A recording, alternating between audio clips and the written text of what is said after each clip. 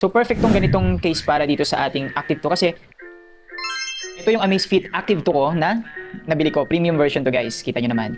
And ito talaga yung best buy ko ngayong 2026 na masasabi ko talaga namang grabe. Sulit na sulit yung pera ko dito. Kasi tinan nyo naman guys. Napaka-premium yan talaga. Naka-sapphire glass ba naman? Tinan nyo naman kung gaano ka-premium yan.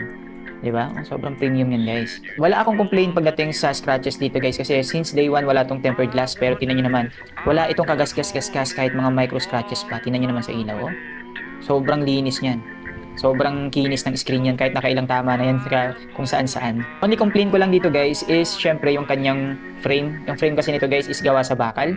Kapag tumama to sa bakal, may tendency talaga na magasgasan yung frame niya. Mabuti na lang merong ganitong klase na bibili online. So perfect tong ganitong case para dito sa ating Active 2 kasi no need naman talaga lagyan to ng tempered glass kasi naman napakaganda na ng screen nito para lagyan pa natin ng tempered glass. Kailangan lang natin yung pinaka-protection sa frame niya. Kagandahan dito, meron siyang clear version kagaya nito na hindi makaka-apekto sa aesthetic ng relo natin. So try natin guys.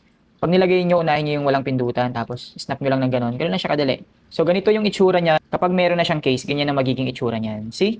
Hindi siya naka-apekto sa aesthetic ng relo. Mukha pa rin siyang premium. Diba? Hindi kagaya nung may mga tempered dito sa taas na pumapangit yung relo, nagmumukhang plastic. Pero ito guys, oh, maganda pa rin siya tignan. At kapag suot natin, oh, premium looking pa rin yung relo sa atin. Napakaganda pa rin niya. See? Ang ganda, diba? Oh, diba?